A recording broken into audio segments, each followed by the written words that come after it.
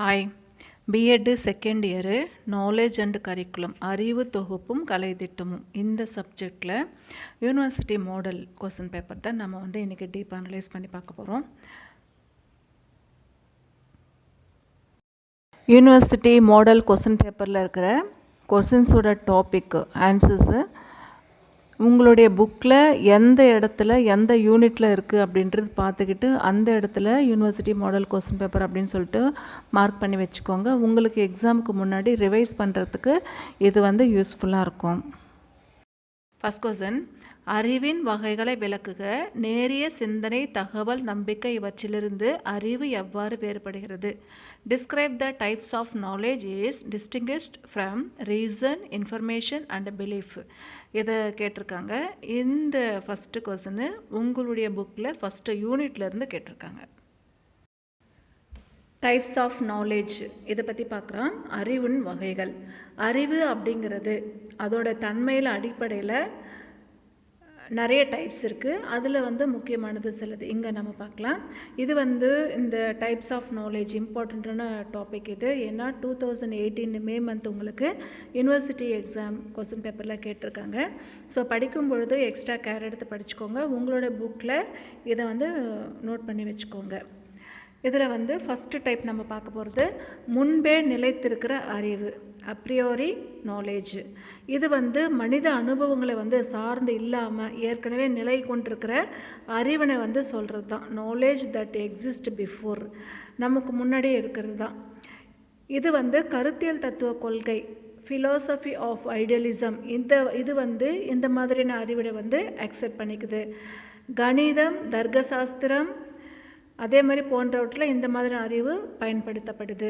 Second பார்க்க போகிறது மனிதன் தோன்றிய பிறகு அவனால் உருவாக்கப்பட்ட அறிவு, அப்போஸ்டரியாரி நாலேஜ்.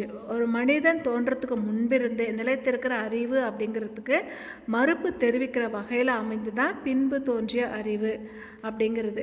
இந்த மாதிரியான அறிவு புலன்சார் அனுபவங்களின் மூலமாக சான்றுகளுடைய அடிப்படையில் உருவானது தான். அறிவியலில் இந்த மாதிரியான அறிவினையே முதன்மைப்படுத்தப்படுகிறது. இயற்கை கொள்கையினரும் நேச்சுரலிசம், பயனளவு கொள்கையினர் பிராக்மாட்டிசம் பின்பு தோன்றிய அறிவு அப்படிங்கிறத அக்செப்ட் பண்ணிக்கிறாங்க. இந்த மாதிரியான அறிவில் கூர்ந்து நோக்குதலுக்கும் அப்சர்வேஷன் தொகுத்தறிதலுக்கும் இண்டக்டிவ் ரீசனிங் கருதுகோள் அமைத்து பரிசோதனை செய்யறதுக்கும் ஹைப்போதேசிஸ் ஃபார்முலேஷன் அண்டு வெரிஃபிகேஷன் அதிக இம்பார்ட்டன்ஸ் இதில் கொடுக்கப்படுது. அடுத்து தேர்டு நம்ம பார்க்க போகிறது வெளிப்படையான அறிவு, எக்ஸ்பிளிசிட் நாலேஜ். வெளிப்படையான அறிவு அப்படிங்கிறது முன்பே பெற்ற அறிவை ஒத்திருக்கிற முறைமைப்படுத்தப்பட்டது தான். ஃபார்மல், அதிக நம்பகத்தன்மை உடையதாகவும் இருக்கும். இது நூலகங்கள், புள்ளி விவர தளங்கள் போன்றவற்றில் பதிவு செய்யப்பட்ட மூலங்கள் மூலமாக தகவல்களை அடிப்படையில் பெறக்கூடியது தான்.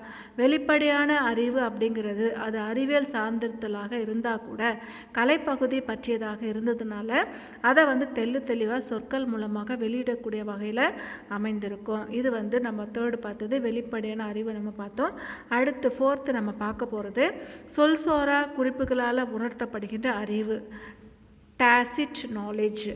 முகபாவம், நம்மளுடைய ஃபேஸ் எக்ஸ்பிரஷன், நம்மளுடைய பாடி லாங்குவேஜ், இந்த மாதிரி சொற்களால் விளக்க முடியாதது இது எல்லாமே உடல் சார் குறிப்புகளால் உணர்த்தப்படுகின்ற இந்த மாதிரியான அறிவு டாசிட் நாலேஜ். சொற்களால் வெளிப்படுத்தப்படுகின்ற அறிவுக்கு எக்ஸ்பிளிசிட் நாலேஜ் எதிர்மறையானது. இந்த மாதிரியான அறிவு வெளிப்படையான அறிவை விட பரிமாற்றம் செய்து கொள்ளுதல் கடினமானதும் பெரிவளவு இயலாததாகவும் அமைஞ்சிருக்கும். நீண்ட நெடுங்காலமாகவே நெருக்கமாக பழகிறவங்க சொற்களால் வெளிப்படுத்தப்படாமலே நினைவலைகளை ஷேர் பண்ணிக்கிறது சாத்தியம்தான். இப்போ நம்ம பார்த்தது ஃபோர்த்து நாலேஜ், சொல்சாரா குறிப்புகளால் உணர்த்தப்படுகின்ற அறிவை பற்றி பார்த்தோம். அடுத்து நம்ம ஃபிஃப்த்து பார்க்க போகிறது கருத்துரை வடிவிலான அறிவு, ப்ரொபோஷ்னல் நாலேஜ். இது கருத்துக்களை கூற்று வடிவில் அறுதிட்டு சொல்கிற ஒரு மெத்தடு, வர்ணனை முறை அப்படின்னு நம்ம எடுத்துக்கலாம். இந்த மாதிரியான அறிவு வெளிப்படை அறிவு தன்மையை கொண்டு விளங்குது. சொல்சாரா குறிப்பில் உணர்த்தப்படுகின்ற அறிவானது கருத்துரை வடிவில் அமைஞ்சு இல்லாமல் நான் ப்ரொபோஷ்னல் நாலேஜ் வகையை சார்ந்தது. கருத்துரை வடிவிலான அறிவோட சிறப்பு அடையாளம் ஒரு கருத்தை உண்மை அப்படின்னு சொல்லிட்டு முன்மொழிகிறது தான். இந்த மாதிரியான அறிவு ஒன்றை பற்றி அறிய உதவுறது தான். தவிர அதனை பயன்படுத்துகிற வழிமுறையை பற்றி விளக்கம் எதுவுமே சொல்கிறது கிடையாது. உதாரணமாக சொல்லணும்னா, அடைபற்ற காற்றுடைய அழுத்தமும் பருமனுடைய எதிர் விகிதத்தில் இருக்கும் அப்படின்னு சொல்லப்படுது. பாயல் விதி இதன் பயன்பாடு பற்றி கூறு எதனையுமே தெரிவிக்கலை. இப்போ நம்ம பார்த்தது கருத்துரை வடிவிலான நாலேஜ், ப்ரொஃபஷனல் நாலேஜ் பற்றி பார்த்தோம். அடுத்து நம்ம பார்க்க போகிறது கருத்துரை வடிவில் அமையப்பெறாத நாலேஜ், நான் ப்ரொபோஷனல் நாலேஜ். இது கருத்துரை வடிவில் அமைந்த அறிவுக்கு எதிரிடையானது. இது குறிப்பிட்ட கருத்துக்களை பயன்படுத்தி தீர்வு காண்பதை வலியுறுத்துகிற மாதிரி அமைஞ்சிருக்கிற அறிவு. இதை நடைமுறை அறிவு அப்படின்னு நம்ம சொல்கிறோம். இந்த மாதிரியான அறிவு ஒரு குறிப்பிட்ட செயலை எந்த நடைமுறையை பயன்படுத்தி செய்யணும் அப்படின்னு சொல்லிட்டு தெளிவுபடுத்தப்படுகின்ற அறிவு. இது சட்டத்துறையின் செயல்பாடுகள், விழாக்கள் நடத்துறது, அரசு அலுவலகங்களை முடிவெடுக்கிறது போன்ற செயல்களில் கண்டிப்பாக இது ஃபாலோ பண்ணப்படுது. இப்போ நம்ம டைப்ஸ் ஆஃப் நாலேஜ் பற்றி பார்த்தோம். அதோடைய சப் டாபிக் மட்டும் ஒன்ஸ் டைம் ரீகால் பண்ணிடுறேன். ஃபஸ்ட்டு நம்ம பார்த்தது முன்பே நிலைத்திருக்க அறிவு, அப்ராரி நாலேஜ். செகண்ட் பார்த்தது மனிதன் தோன்றியதுக்கு அப்புறமா அவனால் உருவாக்கப்பட்ட அறிவு, அப்போஸ்டியரரி நாலேஜ். தேர்டு பார்த்தது வெளிப்படையான அறிவு, எக்ஸ்பிளிசிட் நாலேஜ். ஃபோர்த்து பார்த்தது சொல்சாரா குறிப்புகளால் உணர்த்தப்படுகின்ற அறிவு, டாசிட் நாலேஜ். அடுத்து ஃபிஃப்த்து பார்த்தது கருத்துரை வடிவிலான அறிவு, ப்ரொபோஷனல் நாலேஜ். அடுத்து சிக்ஸ்த்து கருத்துரை வடிவில் அமையப்பெறாத அறிவு, நான் ப்ரொபோஷனல் நாலேஜ். சிக்ஸ்த்து நம்ம பார்த்தது. இது வரைக்கும் டைப்ஸ் ஆஃப் நாலேஜ் நம்ம பார்த்துருக்கோம். ஆராய்ந்தறிதல், ரீசன், இதை பற்றி பார்க்கலாம். ரீசன் அப்படிங்கிற ஆங்கில வேர்டு பெயர் சொல்லாத பயன்படுத்தும் பொழுது ஒரு நிகழ்வு அல்லது நடத்தைக்கான ஒரு காரணம் அப்படின்னு நம்ம எடுத்துக்கலாம். ரீசன் அப்படிங்கிற ஆங்கில சொல்லை வினைச்சொல்லாக நம்ம பயன்படுத்தும் பொழுது பொருட்கள் அப்படின்னு வரும். இதை ஷார்ட்டாக நம்ம சொல்லணும்னா, ஆராய்ந்தறிதல் அப்படிங்கிறது பகுத்தறிவு கொண்டு விளங்குறது அப்படின்னு சொல்லப்படுது. ஆராய்ந்தறிதல் அப்படிங்கிறது மனித சிந்தனுடைய முக்கியமான பங்காக கருதப்படுது. இது வரைக்கும் ரீசன், ஆராய்ந்தறிதல் பற்றி பார்த்தோம். இன்ஃபர்மேஷன், தகவல்கள், இதை பற்றி பார்க்கலாம். விவர குறிப்புகள்லேருந்து, ஹிண்ட்ஸ்லேருந்து நம்ம தொகுத்து சொல்லணும் அப்படின்னா ஒரு சில நம்ம எக்ஸாம்பிள் எடுத்துக்கலாம்.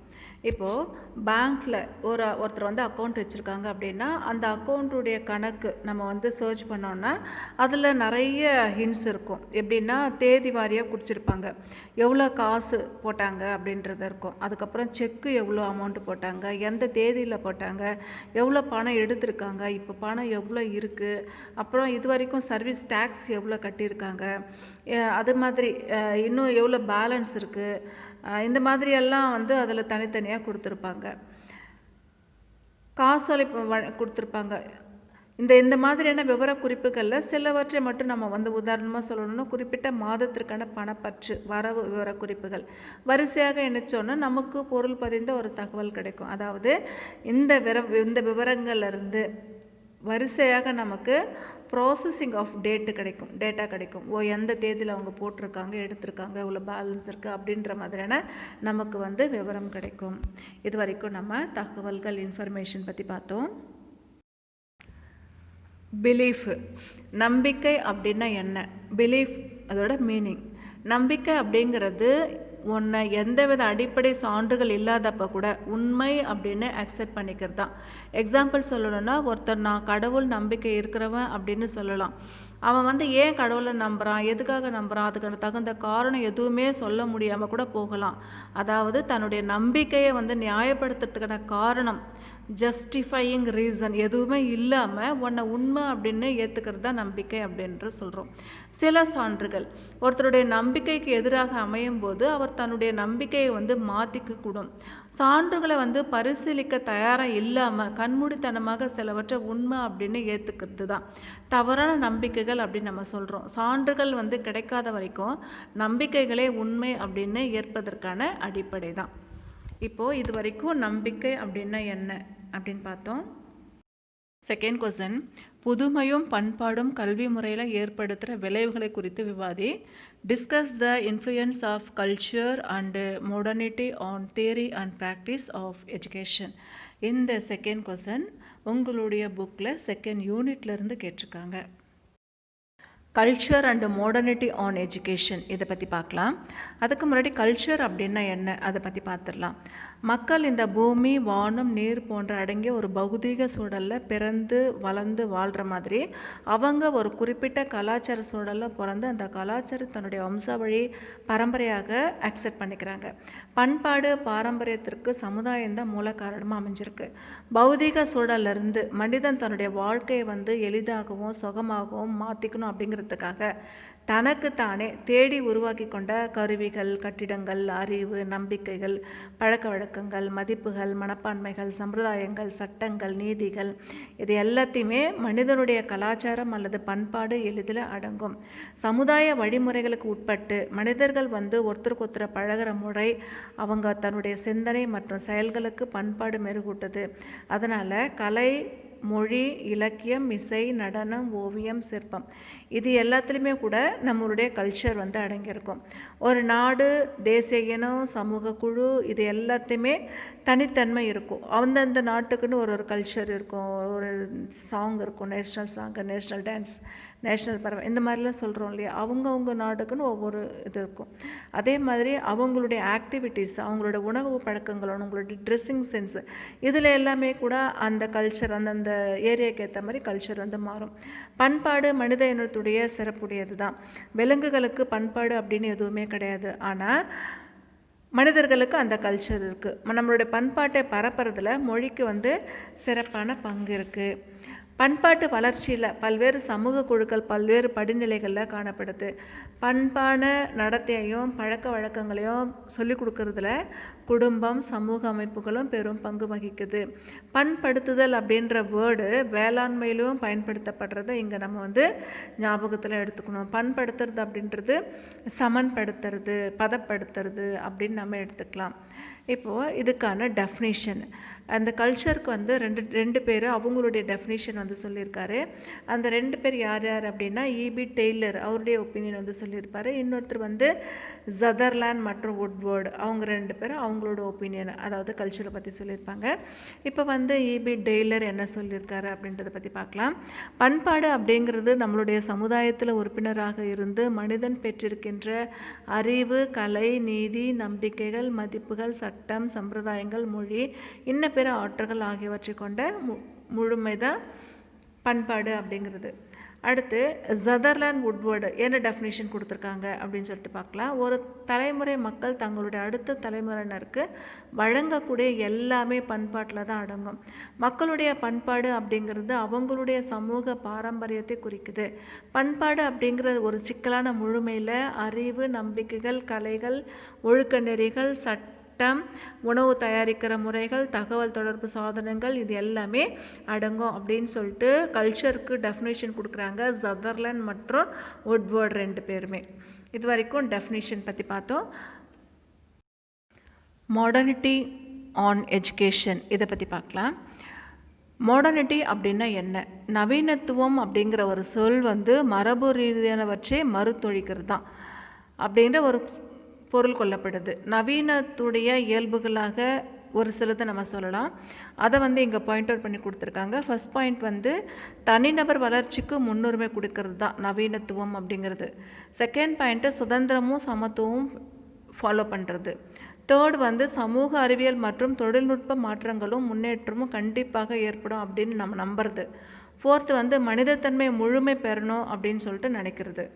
அடுத்து ஃபிஃப்த்து பகுத்தறிவுவாதம் முன்னிலைப்படுத்தப்படுறது. சிக்ஸ்த்து எந்த ஒரு தொழிலையும் கல்வி மற்றும் பயிற்சி மூலமாக நம்ம டெவலப் பண்ணலாம் அப்படின்னு நினைக்கிறது.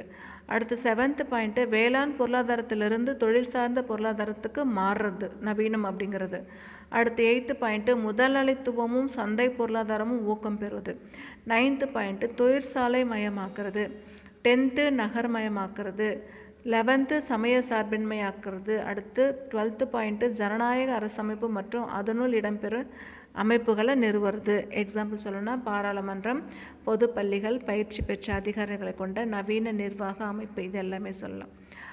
சமூகவியலில் நவீனப்படுத்துவது அப்படிங்கிறது எதுக்குமே சான்று கேட்கறது, எல்லாத்தையுமே தெரிஞ்சுக்கணும் அப்படின்னு நினைக்கிறது, எதுலேயுமே வெளிப்படைத்தன்மை வலியுறுத்துறது போன்ற குறியீடுகளை கொண்ட மனப்பான்மை பெற்று இருக்கிறது தான் சமூகம் அப்படிங்கிறது.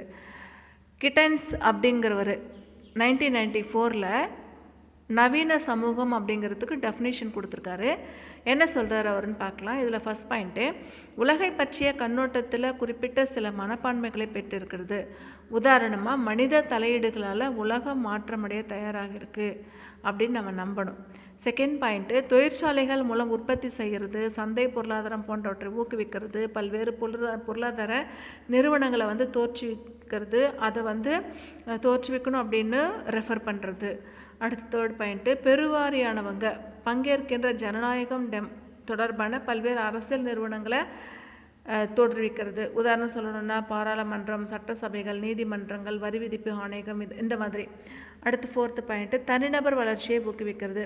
சுருக்கமாக சொல்லணும்னா பொருள்கள் உற்பத்தி, விநியோகம், சந்தைப்படுத்துறது போன்றவற்றில் தொழில்நுட்பத்தை புகுத்துறது, வேளாண் பொருளாதாரத்திலிருந்து தொழில் சார்ந்த பொருளாதாரத்துக்கு மாறுறது, சுதந்திரம் மற்றும் சமத்துவம் பேணுறது, அறியவலுக்கு முன்னுரிமை கொடுக்கறது, இது எல்லாமே அறிவியல் ரீதியாக ஆராய்ந்து தெரிஞ்சுக்கிற விஷயங்கள். அறிவு பெருக்கம் அடைந்து பல்வேறு சிறப்பு துறைகளாக பிரிக்கிறது. ஜனநாயக அரசும் அதை சார்ந்த அரசியல் நிறுவனங்களுமே தோற்றுவிக்கப்பட்ட புதிய பொருளாதார நிறுவனங்கள் தோன்றுதல் ஆகியவைதான் நவீனத்துடைய முக்கியமான இயல்புகள். தேர்டு கொஸ்டின், மகாத்மா காந்தி கல்வி கருத்துக்களில் கல்வியில் நோக்கங்களில் கலைத்திட்டம், கற்றல், கற்பித்தல் முறைகள் குறித்து விளக்குக. Describe the educational thoughts of Mahatma Gandhi, special reference to aims of education, curriculum and methods of learning teaching. இது தேர்டு யூனிட்லேருந்து கேட்டிருக்காங்க. Educational thoughts of Mahatma Gandhi, இவரை பற்றி பார்க்கலாம். அதுக்கு முன்னாடி காந்திஜியுடைய லைஃப் ஹிஸ்ட்ரி முதல்ல பார்த்துடலாம். மகாத்மா காந்தி, இவருடைய இயற்பெயர் மோகன்தாஸ் கரம்சந்த் காந்தி. இவர் 1869 அக்டோபர் 2 குஜராத்தில் இருக்கிற போர்பந்தரில் பிறக்கிறாரு. இளம் வயசில் இருக்கும் பொழுது இவருக்கு ரொம்ப வெக்கப்படுவார். அதே மாதிரி ரொம்ப தயக்கமாக இருப்பார், யார்கிட்டையும் பேசுறதுக்கு கூச்சப்படுவார். இவர் தன்னுடைய 18வது வயசில் மெட்ரிகுலேஷன் ஸ்கூலில் படித்து முடிச்சதுக்கப்புறமா இங்கிலாந்துக்கு போகிறாரு மேற்படிப்புக்காக. பாரிஸ்டர் படிப்பில் தேர்ச்சி அடைஞ்சதுக்கப்புறமா தாய்நாடு திரும்பி வராரு. பம்பாயில் வக்கீலாக தொழில் புரிய ஸ்டார்ட் பண்ணுறாரு. 1893 தன்னுடைய தொழில் தொடர்பாக தென்னாப்பிரிக்காவில் உள்ள டர்பனுக்கு பயணம் போகிறாரு இவர் காந்திஜி. தென்னாப்பிரிக்காவில் 20 வருஷம் மேலாக தங்கியிருந்த அப்போ தான் அங்கே இந்தியர்களை அவமதித்து இழிவாக நடத்துறத பார்க்குறாரு. தன்னுடைய சத்தியாகிரக போராட்டத்தை முதல்ல தென்னாப்பிரிக்காவில் தான் ஸ்டார்ட் பண்ணுறாரு. தொடர்ந்து நடத்தி வராரு. 1894 நேடால் இந்திய காங்கிரஸை அங்கே நிறுவுறாரு. தென்னாப்பிரிக்காவில் உள்ள டிராவல்ஸ் அப்படிங்கிற இடத்துல அமைஞ்சிருக்கிற டால்ஸ்டாய் பண்ணையில் தங்கி தன்னுடைய மகன்களுக்கும் மற்ற குழந்தைங்களுக்கும் அவர் எஜுகேஷன் சொல்லி கொடுத்துட்ருக்கும்பொழுது தான் அந்த அனுபவத்தினுடைய அடிப்படையில் அவருக்கு காந்திஜியோட கல்வி சித்தாந்தம் உருவாகுது. அங்கு பயின்ற சிறுவர்கள் 8 மணி நேரம் தொழில் பயிற்சியும் 2 மணி நேரம் புத்தக பயிற்சியும் படிக்கிறாங்க. தென்னாப்பிரிக்காவில் பெரும் புகழ் பெற்ற காந்திஜி 1914 இந்தியா திரும்பி வராரு. வார்தாவில் இருந்து 11 மைல் தொலைவில் இருக்கிற சேவா கிராமம் அப்படிங்கிற இடத்துல ஒரு ஆசிரமத்தை நிறுவுறாரு. அங்கே தன்னுடைய கல்வி சோதனைகளை தொடர்றாரு. இங்கே தான் காந்திஜி தன்னுடைய ஆதார கல்வி திட்டத்தை பேசிக் எஜுகேஷன் முழுமையாக வடிவமைக்கிறாரு. ஆங்கிலேயர்கள்கிட்ட இருந்து இந்தியாவை விடுதலை அடைய செய்வதற்கான சுதந்திர போராட்டத்தை முழு மூச்சுடன் நடத்தி வராரு. இவருடைய புகழ்பெற்ற நூலான எனது சத்திய சோதனை, மை எக்ஸ்பீரிமெண்ட்ஸ் வித் ட்ரூத் அப்படிங்கிறது இவர் தன்னுடைய வாழ்க்கையில் உண்மையோட சுயரூபத்தை தரிசிக்க மேற்கொண்ட போராட்டங்களை விவரிக்குது. இந்திய விடுதலை காணும் பேறு பெற்ற இவர் 1948 ஜனவரி 30 இந்த உலகத்தை விட்டு இவர் இறந்துடுறாரு. இது வரைக்கும் இவருடைய லைஃப் ஹிஸ்ட்ரி பற்றி பார்த்தோம். காந்திஜியுடைய ஆதார கல்வி, Gandhiji's and his basic education. இதில் ஃபஸ்ட் பாயிண்ட்டு, அன்பையும் அகிம்சையும் உயிர்மூச்சாக கொண்ட காந்திஜி கத்தியின்றி ரத்தமின்றி விடுதலை போர் நடத்தி நம்மளுடைய நாட்டுக்கு விடுதலை பெற்று கொடுத்து தேசத்தந்தை அப்படின்னு எல்லாராலையும் அன்போடு போற்றப்பட்ட மகாத்மா காந்தி. அரசியல்வாதியாக மட்டும் இல்லாமல் யதார்த்த தத்துவ ஞானியாகவும் சமூக சீர்திருத்தவாதியாகவும் பெரும் புகழோடு இருந்தவர். செகண்ட் பாயிண்ட்டு, இந்தியாவில் சமூக பொருளாதார பிரச்சனைகளை நன்கு தெரிஞ்சிட்டு இருந்த காந்தி பெரும்பான்மையான இந்தியர்கள் கிராமங்களில் வறுமையில் வாழ்க்கை போராட்ட போராட்டத்தை நடத்தி வர்றதை மனசில் வச்சுட்டு இந்திய கல்வி முறை குறைந்த செலவிடணும், மாணவர்களை சுயதொழில் மேற்கொள்ளவும் சுய சார்புடையவராக இயங்கவும் உதவுற வகையில் அமையணும் அப்படின்னு சொல்லிட்டு அதை பேஸ் பண்ணி தான் ஆதார கல்வி முறையை கொண்டு வராரு. தேர்ட் பாயிண்ட்டு, ஆதார கல்வி திட்டத்தில் ஒவ்வொரு பள்ளியும் தன்னுடைய சுற்றுப்புற சூழ்நிலையில் உள்ள பொருட்களையும் வளங்களையும் பயன்படுத்திக்கணும். தேர்ந்தெடுக்கப்பட்ட தொழில் மூலம் தான் அனைத்து பாடங்களும் கற்பிக்கணும். நூல் நூற்றல் நெசவு செய்கிறது முக்கியமாக இருக்கணும். கிராமப்புற தொழில்களும் ஏற்புடையதாக அமைஞ்சிருக்கணும். படிக்கிற காலத்திலே குழந்தைங்களை உழைச்சி குடும்பத்துக்கு வருமானம் தேடி கொடுக்கணும்.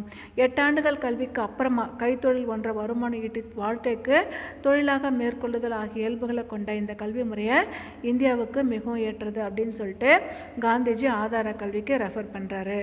அடுத்து 4th பாயிண்ட்டு, கல்வியின் குறிக்கோள்களை இறுதியாக்குறதுல கருத்தியல் கொள்கையும் ஐடியலிசம், கற்பிக்கும் பாடப்பொருட்களை நிர்ணயிக்கிறதுல யதார்த்தவாதத்தையும் ரியாலிசம், கற்பிக்கும் முறையை தீர்மானிக்கிறதுல பயனளவு கொள்கையும் பிராக்மாட்டிசம்.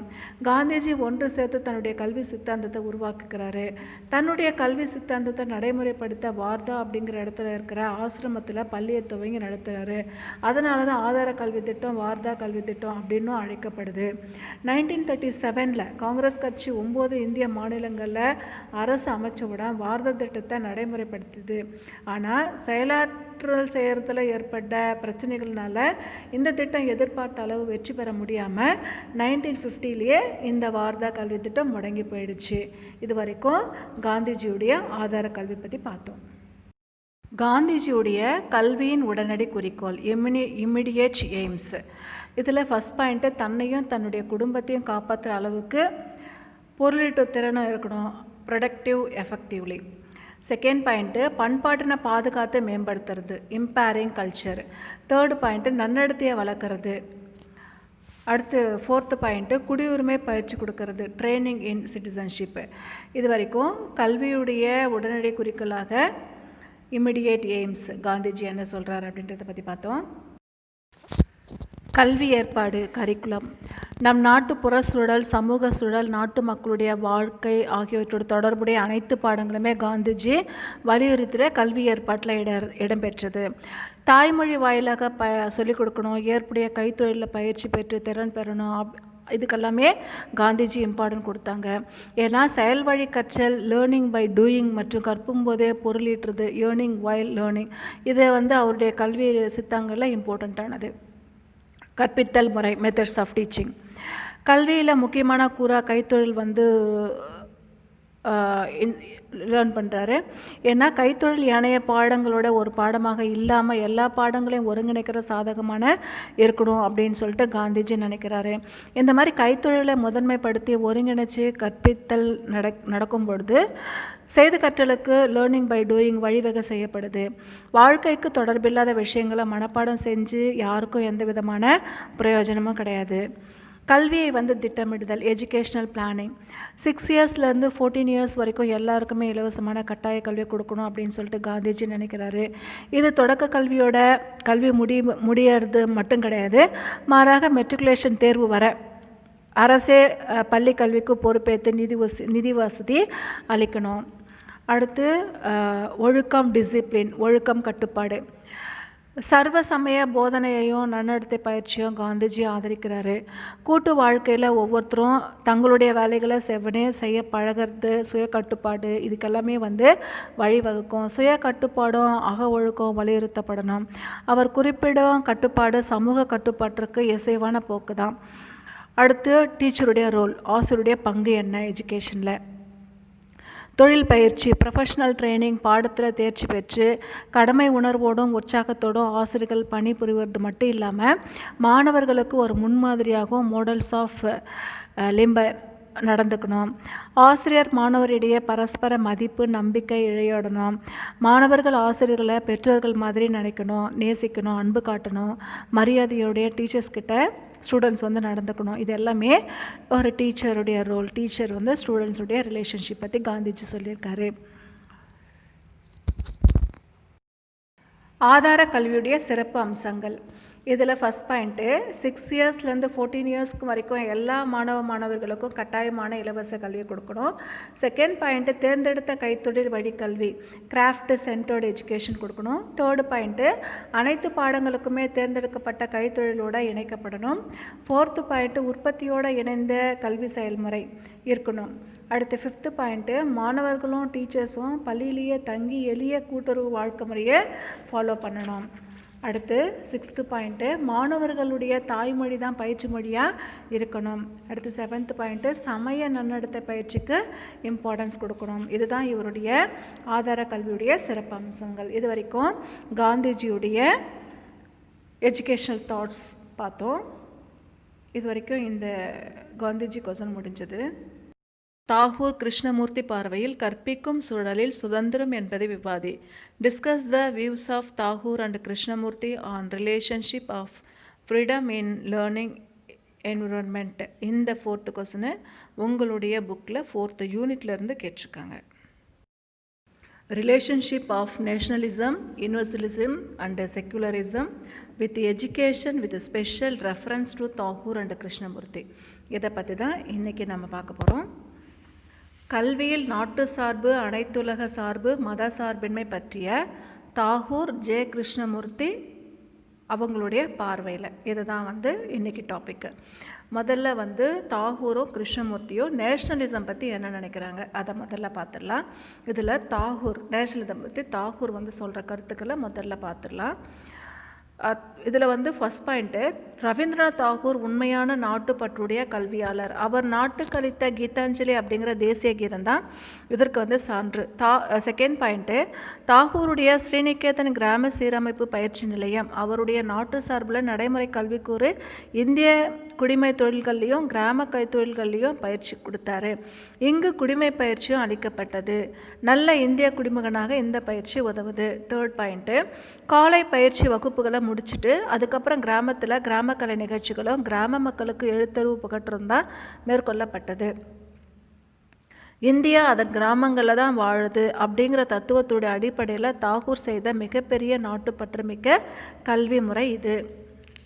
அடுத்த பாயிண்ட்டு கலாபவன். இதில் கைத்தொழில்களும் நுண்கலை கல்வியும் அதில் பயிற்சியும் கொடுத்தாரு. இதுவும் இந்திய நாட்டுடைய பெருமையை மாணவர்களுக்கு உயர்த்துகிற கல்விக்கூறு தான். இவருடைய கல்வியில் முக்கிய கூறு என்னென்னா படைப்பாற்றல் மிக்க தன் வெளியீடு, கிரியேட்டிவிட்டி, செல்ஃப் எக்ஸ்பிரஷன். இதுவும் நாட்டுப்பற்றை உணர்த்துகிற பயன்படுற ஊடகமாக செயல்படுது. இது வரைக்கும் தாகூர் நேஷ்னலிசம் பற்றி என்ன சொல்கிறாரு அதை பற்றி பார்த்தோம். இப்போ கிருஷ்ணமூர்த்தி நேஷ்னலிசம் பற்றி என்ன சொல்கிறாரு அப்படின்றத பற்றி பார்க்கலாம். இதில் ஃபஸ்ட் பாயிண்ட்டு ஜே. கிருஷ்ணமூர்த்தி நாட்டு சார்பு பற்றிய கருத்துக்கள் நாட்டு சார்பையும் கூட ஜாதி, மத, இன, மொழி சார்பையும் மாதிரி குறுகியது அப்படி தான் நினைக்கிறாரு.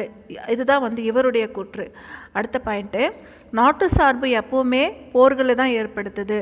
நாட்டு சார்பையும் கடந்த உலக மக்கள் அப்படிங்கிற அனைத்துலக சார்பையும் இவர் விரும்புகிறாரு. தேர்ட் பாயிண்ட்டு நாட்டு சார்பு கூட என் நாடு என் மக்கள் என்ற கருத்தை செய்து மற்ற நாடு மற்ற மக்களோட இணக்கமாக போகாமல் தடுக்குது. அப்படின்றதுனால உலக அமைதி ஏற்படுறதுல சிக்கல் ஏற்படுது அப்படின்னு சொல்லிட்டு கிருஷ்ணமூர்த்தி நினைக்கிறாரு. அடுத்து ஃபோர்த்து பாயிண்ட்டு ஜே. கிருஷ்ணமூர்த்தியுடைய சிந்தனைகள் எல்லாமே புரட்சிகரமானது, புதுமையானது, வழக்கமானதாக இல்லாமல் மாறுபட்டவையாக இருக்கும். அடுத்து பாயிண்ட்டு நாட்டுப்பற்று சார்பு நெருப்பை போன்று பரவி தங்களுடைய நாட்டிற்காக மற்றவர்களே வேற்றாளாக நினைக்க செய்யும் அப்படின்னு சொல்லிட்டு கிருஷ்ணமூர்த்தி சொல்கிறாரு. கடைசியாக நேஷ்னலிசமில் நாட்டு சார்பு மனித சகோதரத்துவத்தையும் உலக ஒற்றுமையையும் குலைக்குது. நாட்டு சார்பால் நம்ம எப்போவுமே போர்க்கருவிகளோட தயாராக இருக்கணும்.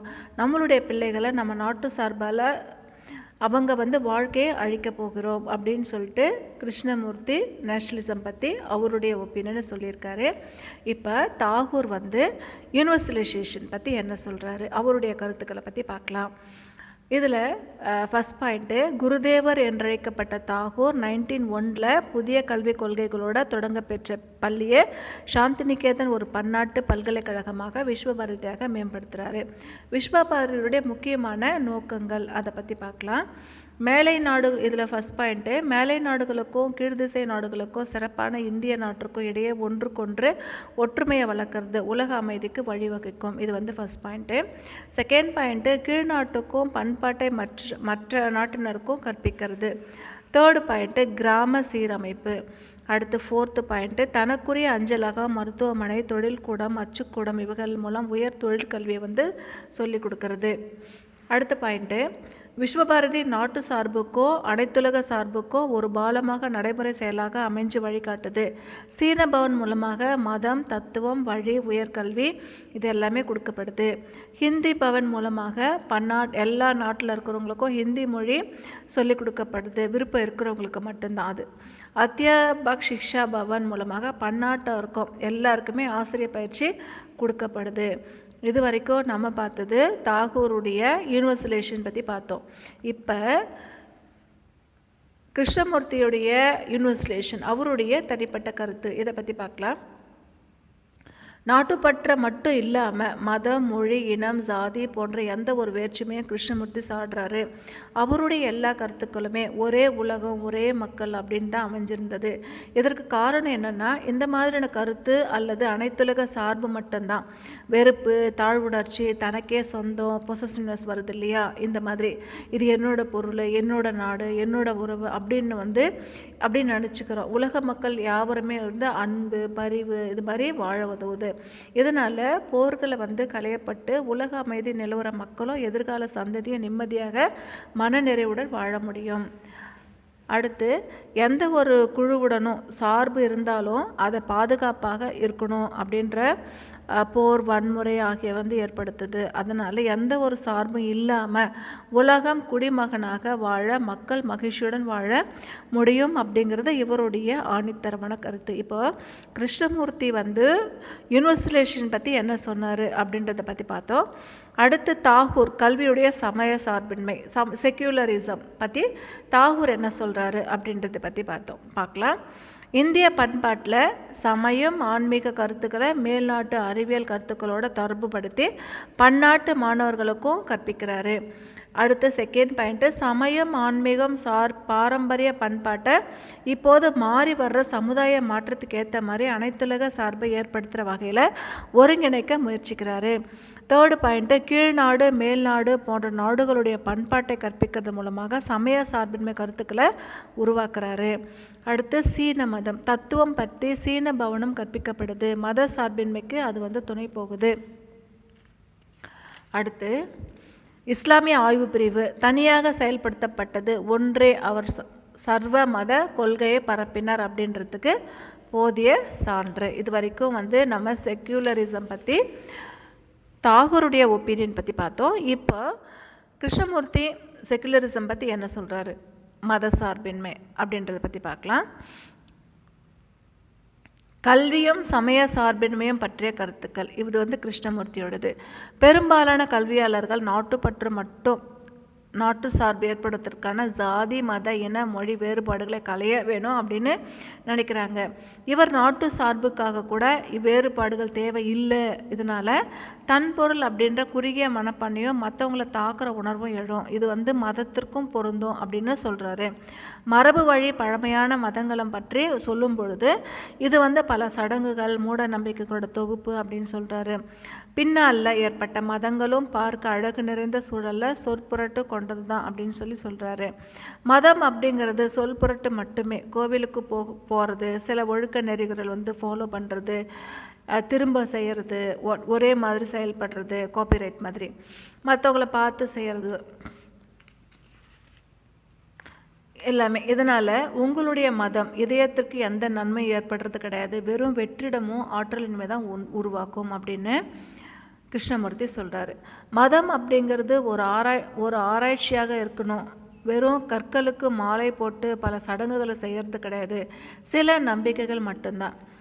சமயம் அப்படிங்கிறது உண்மையை தேடி போகிறது, உண்மை ஒரு முடிவில்லாத பாதை, அதனை வந்து தேடி உலக சகோதரத்துவம், அன்பு, பரிவுடன் வாழ்வது சமயம் அப்படின்னு கிருஷ்ணமூர்த்தி சொல்கிறாரு. அதனால் இவர் எல்லா கருத்துக்களும் சமய சார்பின்மை வந்து வலியுறுத்துகிறாரு. இது வரைக்கும் நம்ம ரிலேஷன்ஷிப், அதாவது இவங்களுடைய ஒப்பீனியன், அதாவது நேஷனலிசம், யூனிவர்சலிசம், செக்யூரலிசம், இதை பற்றி கிருஷ்ணமூர்த்தி, தாகூர் இவங்களுடைய ஒப்பீனியனை பற்றி நம்ம பார்த்தோம். இதோட இந்த 4th யூனிட்டு முடிஞ்சிருச்சு. ஜனநாயக கல்வி என்பதன் பொருள், கல்வியில் குடியுரிமை பயிற்சி, ஜனநாயக நடைமுறை ஆகியவற்றை விளக்குக. What is meant by democratic education? Explain the democratic practice in education and training for democratic citizenship. இந்த 5th கொஸ்டின் உங்களுடைய புக்கில் 5th யூனிட்லேருந்து கேட்டிருக்காங்க. டெமோக்ராட்டிக் கேட்டிருக்காங்க, ட்ரைனிங் கேட்டிருக்காங்க, டெமோக்ராட்டிக் சிட்டிசன்ஷிப் கேட்டிருக்காங்க. மீனிங் ஆஃப் டெமோக்ரஸி, டெமோக்ரஸி அப்படின்னா என்ன, அதோட மீனிங்கை முதல்ல பார்த்துடலாம். ஜனநாயகம் அப்படிங்கிற டெமோக்ரஸி அப்படிங்கிற வேர்டு டெமோஸ் கிராட்டிஸ் அப்படிங்கிற 2 கிரேக்க வேர்ச்சொல்லேருந்து தான் உருவாகுது. டெமோஸ் அப்படின்னா மக்கள் அப்படின்னும், கிராட்டிஸ் அப்படின்னா சக்தி அப்படின்னும் பொருள் கொள்ளப்படுது. அதனால் ஜனநாயகம் அப்படிங்கிறதுக்கு மக்கள் சக்தி அல்லது மக்களுக்கே அதிகாரம் அப்படின்ற சொல்லப்படுது. தேர்தல்கள், அரசியல் சாசனம், அரசியல் சாசன வழியில் அமைந்துள்ள பதவிகள், சட்டமன்றங்கள், நீதிமன்றங்கள், இது எல்லாமே மக்களாட்சியோட அடையாள சின்னங்களாக இருக்குது. இது வரைக்கும் நம்ம டெமோக்ரஸியுடைய மீனிங் முதல்ல பார்த்துட்டோம். டெமோக்ராட்டிஸ் ப்ராக்டிசஸ் இன் எஜுகேஷன், கல்வியில் ஜனநாயக நடைமுறைகள். பள்ளி, இது வந்து இம்பார்ட்டண்ட்டான கொஸ்டின். ஏன்னா மே மந்த் 2018 உங்களுக்கு யூனிவர்சிட்டி எக்ஸாமில் கேட்டிருக்காங்க. ஸோ படிக்கும்போது கொஞ்சம் எக்ஸ்ட்ரா கேர் எடுத்து படிச்சுக்கோங்க. அதே மாதிரி உங்களோட புக்கில் இதை நோட் பண்ணி வச்சுக்கோங்க. பள்ளி அப்படிங்கிறது மாணவர்கள்கிட்ட பல்வேறு பாடத்துறை சார்ந்த அறிவையும் செயல்திறங்களையும் உருவாக்குற கல்வி நிலையமாகவோ அல்லது மாணவர்களை எதிர்காலத்தில் பல்வேறு தொழில்களுக்கு தயார் செய்கிற பட்டறையாகவோ கருதக்கூடாது. அது மாணவர்களை சமூகமயமாக்க உதவுற ஒரு சூழ்நிலைகளையும் செயல்முறைகளையும் கொண்டதாக இருக்கணும். அமெரிக்க கல்வியாளர் ஜான் டூயி மாணவர்கள் ஜனநாயக வாழ்க்கையில் அனைத்து அம்சங்களையும் துடிப்போடு பங்கேற்கணும் அப்படிங்கிறதுக்காக தேவைப்படுகின்ற செயல்திறன்கள் மற்றும் மனநிலைகளாக ஒரு சிலதை வந்து ரெஃபர் பண்ணுறாரு ஜான் டூயி. அதில் ஃபர்ஸ்ட் பாயிண்ட் என்னென்னா, எதையுமே தீர்க்கமாக ஆராய்ந்து பார்க்குற திறன் இருக்கணும். செகண்ட் பாயிண்ட்டு, தன்னுடைய செயல்களுக்கு பொறுப்பேற்கிற தன்மை இருக்கணும். தேர்டு, மற்றவங்களுக்கு பரிவோட உதவுற மனநிலை இருக்கணும். ஃபோர்த் வந்து ஜனநாயக முறையில் மற்றவங்களோட விவாதித்து அனலைஸ் பண்ணுற கெப்பாசிட்டி இருக்கணும். ஃபிஃப்த்து வந்து ஜனநாயக முறை ஆட்சி முறையில் பயிற்சி பெறுதல், தமக்காக ஆதரவு கோர்றது, ஓட்டு போடுறது, இதெல்லாம் இருக்கணும். இந்த மாதிரியான ஜனநாயக பண்புகளை வளர்க்குறதுக்காக பள்ளி கல்வியில் கரிக்குலம் அமைஞ்சிருக்கணும். அதே மாதிரி பள்ளியில் நிறுவன சூழல்கள், ஆர்கனைசேஷன், கிளைமேட்டு, டீச்சர்ஸுடைய ஆக்டிவிட்டீஸு, அதுக்கப்புறம் ஸ்கூலுடைய ரூல்ஸ் அண்ட் ரெகுலேஷன்ஸு, ஸ்டூடெண்ட்ஸுடைய பாடங்கள் சாராத சமூக செயல்களில் ஈடுபடுறது, அதாவது எக்ஸ்ட்ரா ஆக்டிவிட்டீஸ் இருக்கிறது ஸ்டூடெண்ட்ஸ்க்கு. இந்த மாதிரி கண்ணுக்கு புலப்படாத கல்வியை பாதிக்கிற காரணிகள் இது எல்லாமே. இதில் வந்து தொகுப்பை வந்து உள்ளுரை கலைத்திட்டம், லேட்டரண்ட் கரிக்குலம் அப்படின்னு சொல்கிறோம். ஜனநாயக கோட்பாடுகள் படி கல்வி செயல்பாடுகள் மாணவர்கள்கிட்ட ஜனநாயக பண்புகளை வளர்க்குறதுக்கு ஒரு சில ரெஃபர் பண்ணியிருக்காரு.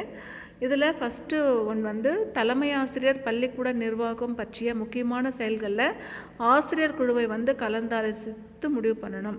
செகண்ட் பாயிண்ட்டு, வகுப்பறை செயலர், பள்ளி பேரவை தலைவர் மற்றும் செயலர் பல்வேறு மாணவர்கள் கழகங்களுக்காக, அதாவது ஸ்டூடெண்ட்ஸு கிளப்புக்காக. என்னென்ன கிளப் அப்படின்னா, சுற்றுச்சூழல், கவின் கலைகள், ஃபைன் ஆர்ட்ஸ் கிளப்பு, மின்னணுவியல் கழகம், எலக்ட்ரானிக் கிளப்பு, கணித கழகம், மேக்ஸ் கிளப்பு, புகைப்பட கழகம், ஃபோட்டோகிராஃபி கிளப்பு, அறிவியல் கழகம், சயின்ஸ் கிளப்பு, சமூக சேவை கழகம், சோஷியல் சர்வீஸ் கிளப்பு. இந்த மாதிரியான கிளப்ஸ் போன்ற பதவிகளுக்கு ஒவ்வொரு ஆண்டும் தேர்தல் நடத்தி பொறுப்புகளை ஏற்க செய்கிறது. இவங்களுடைய வேலையில் வந்து ரெஃபர் பண்ணுறது. அடுத்து தேர்டு பாயிண்ட்டு, பதவி அப்படிங்கிறது தொண்டு செய்யறதுக்காக ஒரு வாய்ப்பு, ஒரு அதிகார மையம் அல்ல அப்படின்ற ஒரு உணர்வை வந்து கொடுக்கறது.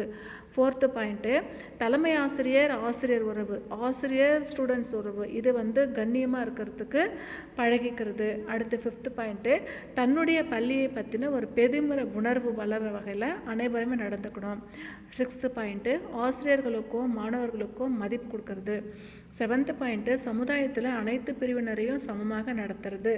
எயித்து பாயிண்ட்டு, மாற்றுத்திறனாளிகளுக்கு போதிய வாய்ப்பு கொடுக்கறது. அடுத்து நைன்த்து பாயிண்ட்டு, வசதி குறைவாக இருக்கிற ஸ்டூடெண்ட்ஸ்க்கு உதவுறதுக்கு வகுப்பறை லைப்ரரி ஏற்படுத்தணும், அவங்களால படிக்கிறதுக்கு உதவி செய்யணும். அடுத்து 10th பாயிண்ட்டு, கல்வியில் பின்தங்கி இருக்கிற ஸ்டூடெண்ட்ஸ்க்கு இலவசமாக சிறப்பு வகுப்புகள், அவங்களுக்கு தேவையான புக்ஸு, நோட் புக்ஸு, யூனிஃபார்ம் இது எல்லாமே கொடுக்கறது. அடுத்து 11th பாயிண்ட்டு, பள்ளியை சுற்றி இருக்கிற சமுதாயத்திற்கு பயன்படுற வகையில் சுற்றுச்சூழல் பாதுகாப்பு இயக்கத்தை ஏற்படுத்துறது. சிறு குடும்ப நெறி, தூய்மை இயக்கம், துப்புரவு இயக்கம், எழுத்தறிவு பரப்பு இயக்கம் போன்ற அவேர்னஸ் செயல்பாடுகளை ஸ்டூடெண்ட்ஸ்க்கு செய்யறதுக்கான பிரச்சாரத்தை ஊர்வலத்தை நடத்துறது. தெரு நாடகங்கள் போடுறது, பள்ளியில் ஸ்கூல்ஸில் எக்ஸிபிஷன் நடத்துறது, அப்புறம் வயசு வந்தவங்களுக்கு கல்வி திட்டத்தில் பார்ட்டிசிபேட் பண்ணுறது, இரவு பள்ளி நடத்துறது, இது எல்லாமே செய்யலாம். அடுத்து 12th பாயிண்ட்டு, பள்ளியில் வகுப்பறை கற்பித்தல்லையும் ஆசிரியர் மாணவர்கள்கிட்ட தகவல்களை வந்து திணிக்கிற விரிவுரை முறையை குறைச்சிட்டு குழு விவாதம், கருத்தரங்கம், செயல் திட்டமுறை, ப்ராஜெக்ட் மெத்தடு, இந்த மாதிரியான ஹேண்டில் பண்ணணும் மெத்தட்ஸ் ஆஃப் டீச்சிங்கில். அடுத்து 13th பாயிண்ட்டு, ஸ்கூலில் பேரண்ட்ஸ் டீச்சர்ஸ் ஆர்கனைசேஷன், அதுக்கப்புறம் school administration, parents teachers meeting, இதுக்கெல்லாமே வந்து ஒரு சான்ஸ் கொடுக்கணும். அடுத்து 14th பாயிண்ட்டு, ஆசிரியர் தினத்தன்னைக்கு ஆசிரியர்களுக்கு பதிலாக கல்வியில் சிறந்து இருக்கிற ஸ்டூடெண்ட்ஸை வச்சுட்டு கிளாஸை வந்து நடத்த செய்கிறது. இது எல்லாமே அனலைஸ் பண்ணி பார்க்கும்பொழுது அனைத்து பள்ளியில் அனைத்து செயல்பாடுகள்லேயும் வகுப்பறை கற்பித்தல் உள்பட ஜனநாயக நடைமுறைகள் பின்பற்றணும், பள்ளியில் சமூக தொடர்பை அதிகரிக்கணும், பள்ளி மாணவர்களை வந்து சமுதாய சேவைகளை வந்து ஃபாலோ பண்ணுறதுக்கு என்கரேஜ் பண்ணணும், அப்புறம் ஸ்கூலில் சின்ன சின்ன மக்களாட்சி குழுவாக ரன் பண்ணுறதுக்கு எல்லா வழிவகளையும் நம்ம வந்து செய்யணும். இது வரைக்கும் நம்ம பார்த்தது கல்வியில் ஜனநாயக நடைமுறைகள், democratic practices in education. Training for democratic citizenship, ஜனநாயக குடியுரிமைக்கான பயிற்சி. குடியுரிமை கல்வி அப்படிங்கிறது மாணவர்களை தன்னுடைய குழந்தை பருவத்திலிருந்து தெளிவான சிந்தனையும் அவேர்னஸும் கொண்டவர்களாகவும் தான் சார்ந்த நாட்டுடைய முக்கிய தீர்மானங்களை பங்கு எடுத்துக்கிறவங்களாகவும் செயல்படணும் அப்படின்னு சொல்லிட்டு ஐநாவுடைய யுனெஸ்கோ நிறுவனம் டெஃபினேஷன் கொடுத்துருக்கு. குடியுரிமை கல்வி ஒருத்தர் வந்து தனிநபர் அப்படின்ற முறையில் தனக்குள்ள உரிமைகளையும் கடமைகளையும் தெரிஞ்சுக்கிட்டு சமுதாயத்தில் தன்னை மாதிரி மற்றவங்களுக்கும் இருக்கிற உரிமைகளையும் கடமைகளையும் மதித்து நடந்துக்கணும், சமூக கடமைகளையும் பொறுப்புகளையும் உணர்ந்துட்டு இதை வந்து உருவாக்குறதுக்கு உதவ செயல்களை வந்து கொண்டது தான். நாட்டோட தனிநபர் மற்றும் சமூக உரிமைகளை போற்றி பாதுகாக்கணும் அப்படின்னா சமூக நிறுவனங்கள் பற்றிய அறிவு, அனைத்து சமூக மற்றும் மனித உறவுகளும் நாட்டுடைய சட்ட திட்டங்களுக்கு உட்பட்டது அப்படின்ற ஒரு நாலேஜ் குடியுரிமை கல்வியில் உள்ளடங்கியது தான். இது வரைக்கும் நம்ம பார்த்தது ட்ரைனிங் ஃபார் டெமோக்ராட்டிக் சிட்டிசன்ஷிப், இதை பற்றி பார்த்தோம். Teaching learning activities in democratic citizenship, ஜனநாயக குடியுரிமை கல்விக்கான கற்றல் கற்பித்தல் செயல்பாடுகள். இது வந்து இம்பார்ட்டண்டான டாப்பிக்கு. ஏன்னா உங்களுக்கு மே மந்த்து 2018 இது வந்து யூனிவர்சிட்டி எக்ஸாம் கொஸ்டின் பேப்பரை கேட்டிருக்காங்க. ஸோ படிக்கும் பொழுது கொஞ்சம் எக்ஸ்ட்ரா கேர் எடுத்து படிச்சுக்கோங்க. அதே மாதிரி உங்களோட புக்கில் நீங்கள் அந்த கொஸ்டினுக்கு பக்கத்தில் மார்க் பண்ணி வச்சுக்கோங்க, அப்போ தான் உங்களுக்கு ஞாபகத்துக்கு வரும். இதில் ஃபஸ்ட் பாயிண்ட் பார்க்கலாம். ஜனநாயக பண்பாட்டை வளர்க்கணும் அப்படின்றதுக்காகவும் வரட்டு பிடிவாதத்தை விடணும் அப்படின்றதுக்காகவும் டீச்சர்ஸும் ஸ்டூடெண்ட்ஸும் பல்வேறு கருத்துக்களை வந்து நம்ம விவாதிக்கலாம். அது என்னென்ன விவாதிக்கலாம் அப்படின்னு சொல்லி பார்க்கும்பொழுது கலந்துரையாடல், பட்டிமன்றம், குழு விவாதம், இந்த மாதிரி செயல்களை நம்ம வந்து விவாதிக்கலாம். செகண்ட் பாயிண்ட்டு, ஜனநாயக பண்புகளாக இருக்கிற பேச்சு சுதந்திரம், சமநீதி, சமத்துவம் போன்றது குறித்து மாணவர்கள் தங்களுடைய கருத்துக்களை வெளிப்படுத்துறதுக்காகவும் இருக்கிற கருவிகளாக இருக்கிற எப்படியெல்லாம் வெளிப்படுத்தலாம் அப்படின்னா ஓவியம் போட்டி, கவிதை போட்டி, கட்டுரை போட்டி, இந்த மாதிரிலாம் வெளிப்படுத்தலாம். அடுத்து தேர்ட் பாயிண்ட்டு, சட்டங்களை வந்து மதிக்கிறதோட அதில் இருக்கிற குறைபாடுகளையும் சீர் செய்கிற முறைகளையும் கண்டுபிடிச்சி அதுக்கான ப்ராஜெக்டை நம்ம ரெடி பண்ணணும். 4th பாயிண்ட்டு, கல்விக் கழகங்களில் தேர்தல் மூலமாக மாணவ நிர்வாகிகளை தேர்வு செஞ்சுட்டு அவங்களுக்கு டீச்சர்ஸ் வழிகாட்டிய கல்விக் கழக செயல்பாடுகளை பிளான் பண்ணணும். அடுத்து 5th பாயிண்ட்டு, பாராளுமன்றம், சட்டமன்றம், நீதிமன்றம் போன ஜனநாயக உரிமைகளை செயல்படுத்தவும் மற்றும் பாதுகாக்கிறதுக்காகவும் சமூக நிறுவனங்களை போயிட்டு அதில் இருக்கிற செயல்பாடுகளை நேரடியாக நம்ம பார்க்கணும். அடுத்து 6th பாயிண்ட்டு, நாட்டுடைய பிற பகுதிகளுக்கு கல்வி சுற்றுலா போயிட்டு பல்வேறு மக்களுடைய பண்பாட்டு பழக்க வழக்கங்களை தெரிஞ்சுக்கிட்டு நாட்டில் இருக்கிற பன்முகத்தன்மையை தெரிஞ்சுக்கணும். அதே மாதிரி அதை பாராட்டணும். சகிப்புத்தன்மையை பொறுமையையும் அதிகப்படுத்திக்கணும். சுற்றுலாத்தலங்களும் களப்பயணங்களும் ஒருத்தருடைய பார்வையை பிரீஃபாக, அதாவது பல்நோக்கு நோக்கத்தோடு செயல்படுறதுக்கு உதவும்.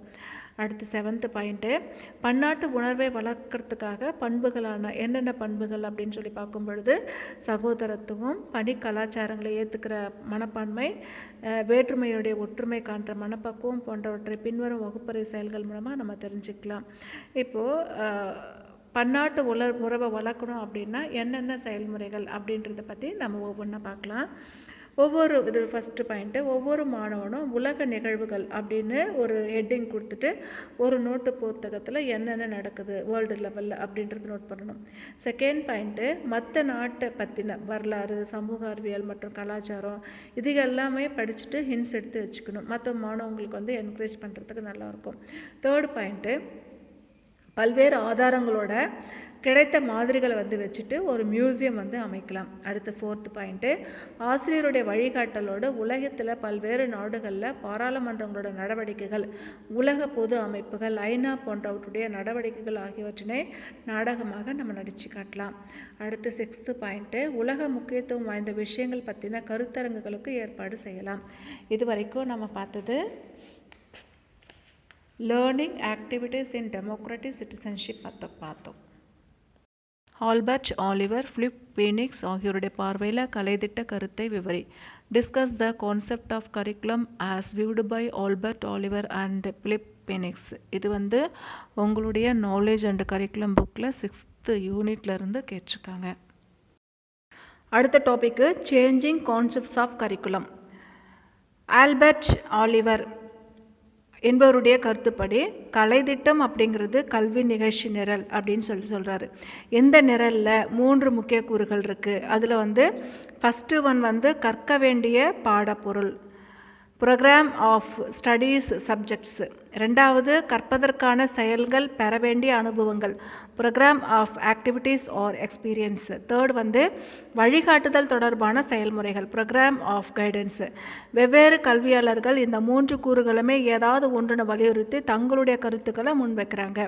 இதன் விளைவாக கலைத்திட்டம் பற்றின கீழ்கண்ட கருத்து விளக்கங்கள் ஃபெமிலியர் ஆகுது. இதில் ஃபஸ்ட்டு ஆல்பர்ட் ஆலிவர் சொன்னதில் ஃபஸ்ட்டு நம்ம பார்க்க போகிறோம். கலைத்திட்டம் அப்படிங்கிறது கற்க வேண்டிய பாடப்பொருள்கள் தான். Curriculum as a subjects of study. கலைத்திட்டம் பற்றின இந்த கண்ணோட்டம் கற்க வேண்டிய பாடப்பொருளுக்கு அதிக முக்கியத்துவம் கொடுக்கறது தான். ஒவ்வொரு வகுப்பு நிலையிலையும் மாணவர்கள் கற்க வேண்டிய பாடங்கள், அதில் இடம்பெறுகின்ற செய்திகள் எந்த அளவில் அமைஞ்சிருக்கு அப்படின்றது சொல்கிறது தான். கலைத்திட்டம் அப்படிங்கிறது இந்த கருத்து விளக்கம். உதாரணமாக சொல்லணும்னா English, language, maths, science, social, geography, physical science இந்த மாதிரின கிளாஸில் சுட்டி காட்டப்படுற கலைத்திட்டம் தான். பயில வேண்டிய பாடங்கள் அனைத்து மாணவர்களுக்குமே பொருந்துவதாக இருக்கணும். இந்த மாதிரி தெரிவு செய்கிற பாடங்கள் பண்பாட்டோடைய தொடர்புடையதாக இருக்கணும். ஏன்னா கல்வியில் நோக்கம் பண்பாட்டு கூறுகளை மாணவர்கள்கிட்ட சேர்க்கறது தான். மனிதகுல பண்பாட்டோட கூறுகளில் நிறைய இருந்தால் கூட எல்லாத்தையும் மாணவர்கள்கிட்ட திணிக்க முடியாது. அதாவது நான் படிக்கிற காலமே சில வருஷங்கள் தான் ஸ்கூல்ஸில். அந்த சில வருஷங்களை நம்மளுடைய எல்லா கல்ச்சரையும் அந்த கரிக்குலமில் கொண்டு போக முடியாது. அப்போது எதை தெரிஞ்சுக்கணுமோ அது வரைக்கும் நம்ம கரிக்குலமில் சேர்த்தா போதும். இதனால் மேக்ஸு, சயின்ஸு, சோஷியல் இந்த மாதிரி தனித்தனி அந்தந்துக்கு ஏற்ற மாதிரி கரிக்குலமை இன்சர்ட் பண்ணுறாங்க. இந்த கருத்து விளக்கம் பின்வரும் பாடத்தால் தெளிவாக்கப்படுது. ஆசிரியர் மாணவர்களை கற்க செய்யறதுக்கு துணை புரிகிற பாடப்பொருள் தான் கலைத்திட்டம் அப்படிங்கிறது. இந்த கருத்து விளக்கப்படி மாணவர்கள் பாடப்பொருளோட அதாவது டீலிங் வச்சுக்கிறது ஆசிரியருடைய முக்கிய கடமை. இந்த கருத்தில் இருக்கிற குறைபாடு, அதாவது ஃபஸ்ட்டு பார்த்தோம் இல்லையா, கலைத்திட்டம் அப்படிங்கிறது கற்க வேண்டிய பாடங்கள் தான் பார்த்தோம் இல்லை, இதில் இருக்கிற குறைபாடு என்ன அப்படின்றத பற்றி பார்க்கலாம். கல்வியை பெறுதல் அப்படிங்கிறதுல இருக்கிற ஒரு பகுதி தான். பல துறைகளை சேர்ந்த செய்திகளை தெரிஞ்சுக்கிறோம். கல்வியில் உள்ளடங்குற ஏனைய பகுதிகளை நம்ம மைண்டில் வச்சுக்கிறது ரொம்ப ரொம்ப இம்பார்ட்டண்ட்டு. மாணவர்களோட நேரடி அனுபவங்களை பெறணும் அப்படின்றது தான் இந்த ப்ராஜெக்ட் மெத்தடு. இந்த செயல்திறன்களை வளர்க்குறது, எதையுமே கற்பதற்கான உயர்நிலை கற்றல் முறைகளை அறிய செய்தல் போன்றவற்றை கலைத்திட்டத்தில் இடம்பெற செய்தல் தான். ஆசிரியர்களும் கல்வி ஏற்பாட்டில் உருவாக்குறவங்களும் சிந்தித்தல் மிகவும் இம்பார்ட்டண்ட்டு. இதுதான் இதோடைய குறைபாடு. அடுத்து செகண்டு, கலைத்திட்டம் அப்படிங்கிறது மாணவர் பெற்றும் கற்றல் அனுபவங்கள் தான். Curriculum as students learning experience. கல்வி நிகழ்ச்சி நிரலில் இடம்பெறுகின்ற இரண்டாவது கூரை அடிப்படையாக கொண்ட இந்த கருத்து விளக்கம் கற்பதற்கான செயல்களும் அதனால் கிடைக்கிற அனுபவங்களுடைய கலைத்திட்டம் அப்படின்னு சொல்லுது. பல்வேறு பாடங்களில் இருக்கிற கருத்துக்களை படிக்கிறதுனால ஏற்படுகின்ற நாலேஜ் துடிப்போட இயங்கணும் அப்படின்னு சொன்னால் அதை நேரடி அனுபவங்கள் மூலமாக பெறணும். அதனால் கல்வி நிகழ்ச்சிகள் எல்லாமே மாணவர்களுக்கு பல வகை அனுபவங்களை நேரடியாக கொடுக்குற மாதிரி அமைஞ்சிருக்கணும்.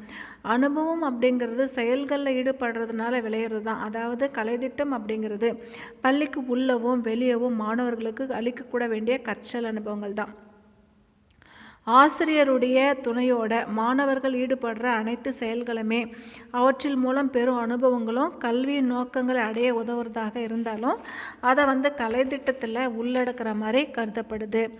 விதை முளைக்கிறது எக்ஸாம்பிள் சொல்லணும்னா, இதன் விளைவாக இன்று பாட செயல்களுக்கும் பாடப்புற செயல்களுக்கும் இடையே இருந்து வந்த வேற்று மனப்பான்மை நீங்கி அது பாட இணை செயல்கள் கரிக்குலர் ஆக்டிவிட்டீஸ் அப்படின்னு சொல்லப்படுது.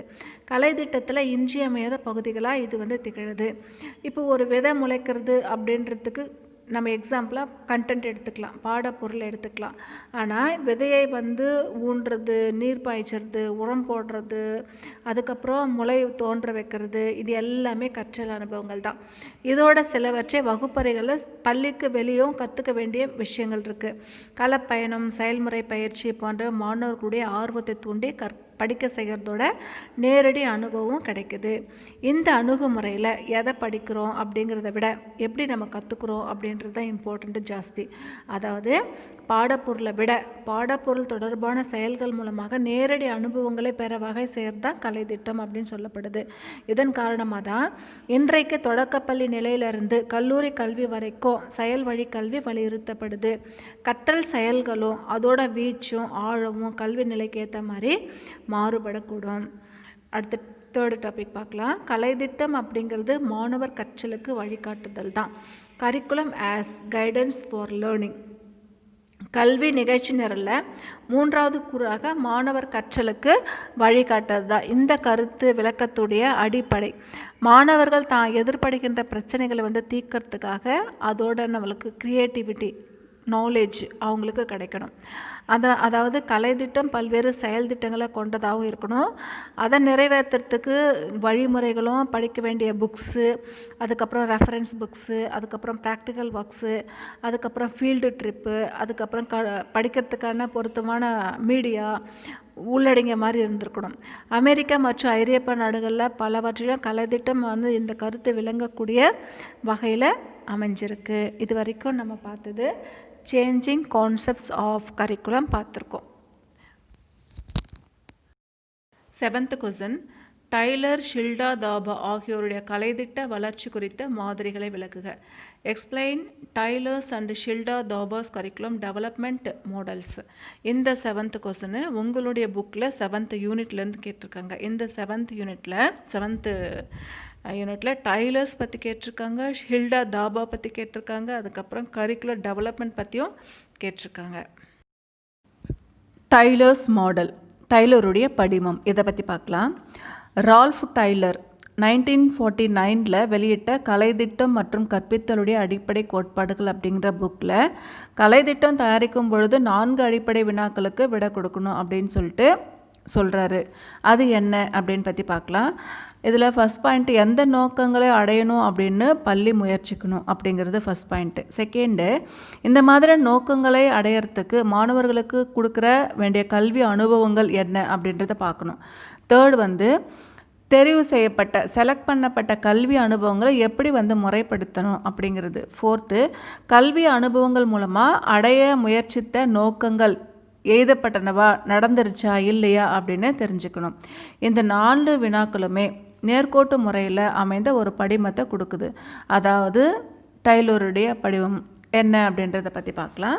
இதில் பாயிண்ட் அவுட் பண்ணி டைலர் சொல்லியிருக்காரு. அது என்னென்ன அப்படின்னு பார்க்கும் பொழுது ஃபஸ்ட்டு சப்டாபிக் பள்ளியுடைய நோக்கங்கள். டைலருடைய கருத்துப்படி நோக்கங்கள் அப்படிங்கிறது கற்பித்தல் குறிக்கோள்கள் தான். முதல்ல கலைத்திட்ட தயாரிப்பாளர்கள் கற்பித்தலுடைய பொது நோக்கங்களை ஜெனரல் இன்ஸ்ட்ரக்ஷனல் ஆப்ஜெக்டிவ்ஸ் GIO, அதாவது கற்பித்தல் மூலமாக அடைய வேண்டிய இலக்குகளை 3 வகையாக சொல்கிறாங்க. 1, பாடப்பொருள் அறிவு தொகுதி subject matter from the world of knowledge. Second கற்போர் லேர்னர்ஸ். தேர்டு கற்பவர் சார்ந்துள்ள சமுதாயம் society from which the learner hails. கற்பித்தலின் பொழுது நோக்கங்களை செறிவு செய்ததுக்கு அப்புறமா அதை கீழ்வண்ட 2 உரை கற்களை நம்ம செம்மைப்படுத்தலாம். அது என்ன அப்படின்னா, பள்ளியுடைய தத்துவ பிடிப்பு philosophy of the school. Second கற்றலை தீர்மானிக்கிற உளவியல் காரணிகள் சைக்காலஜி ஆஃப் லேர்னிங். இப்போது இது வரைக்கும் பள்ளியுடைய நோக்கங்களில் கடைசியாக நம்ம பார்க்க போகிறது கற்பித்தலுடைய பொது நோக்கங்களை மாணவர்களுடைய நடத்தை கூறுகள் மூலமாக வெளிப்படுத்துகிற கற்பித்தல் குறிக்கோள்கள், அதாவது ஸ்பெசிஃபிக் இன்ஸ்ட்ரக்ஷனல் ஆப்ஜெக்டிவ்ஸ் SIO, அதாவது நடத்தைசார் குறிக்கோள்களாக பிஹேவியரல் ஆப்ஜெக்டிவ்ஸ் வடிவமைக்கணும். செகண்ட் சப்டாபிக் நோக்கங்களோடு தொடர்புடைய கல்வி அனுபவங்கள். கற்பித்தல் குறிக்கோள்களை நம்ம அடையிறதுக்கு உதவுற கல்வி அனுபவங்களை தேர்ந்தெடுக்கிறதுக்கு கலைத்திட்ட தயாரிப்பில் 2வது படிநிலை. தேர்டு சப்டாபிக் தேர்ந்தெடுத்த கல்வி அனுபவங்களை முறைப்படுத்தி வடிவமைக்கிறது.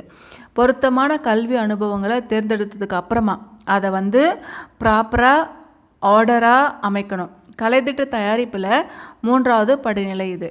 அளிக்கப்பட வேண்டிய கருத்துக்களை, வளர்க்கப்பட வேண்டிய சிந்தனைகள், மதிப்புகள், செய்திறன்கள் இது எல்லாமே கற்றலை பொருளுடையதாக ஆக்கிற வகையில் முறைப்படுத்தி அமைக்கணும். அடுத்து 4th சப்டாபிக் மதிப்பீடு செய்கிறது. கலைத்திட்டத்தை நடைமுறைப்படுத்தி கற்பித்ததுக்கு அப்புறமா கற்பித்தல் குறிக்கோள்கள் அடையப்பட்டனவா அப்படின்னு தெரிஞ்சுக்கிறதுக்கு மதிப்பீடுகள் செய்யணும். மதிப்பீடு முடிவுகளின் அடிப்படையில் கலைத்திட்ட திறனை ஏற்றுக்கிட்டு தொடரவோ அல்லது மாற்றியவோ வேணும். பின்வரும் கருத்துக்கள் விளப்படம் டைலருடைய படிமத்துடைய உட்கூறுகளை பற்றி ஒரு டயக்ராம் ஒன்று கொடுத்துருக்காங்க. அடுத்து லாஸ்ட்டு இதோடைய நிறைகள் குறைகள். இப்போது டைலருடைய படிமம் என்னென்ன சப்டாபிக் வரைக்கும் முதல்ல பார்த்துடலாம். ஃபஸ்ட்டு சப்டாபிக் பள்ளியுடைய நோக்கங்கள். 2வது நோக்கங்களோடு தொடர்புடைய கல்வி அனுபவங்கள். தேர்டு தேர்ந்தெடுக்க கல்வி அனுபவங்களை முறைப்படுத்தி வடிவமைக்கிறது. 4th மதிப்பீடு செய்கிறது. இப்போது டைலர் படிமத்துடைய மெரிட்ஸு டிமெரிட்ஸ் என்ன அப்படின்றத பற்றி பார்க்கலாம்.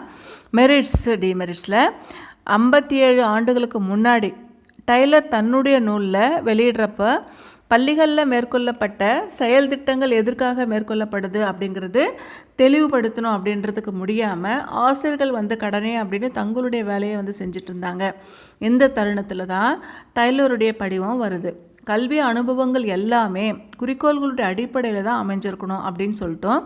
குறிக்கோள்கள் ஆசிரியருடைய பணிக்கூறுகளை சொல்லாமல் மாணவர் கற்றல் விளைவை நடத்தை கூறுகள் வாயிலாக வெளிப்படுத்துறது தான் இருக்கணும் அப்படின்னு வலியுறுத்தப்படுது.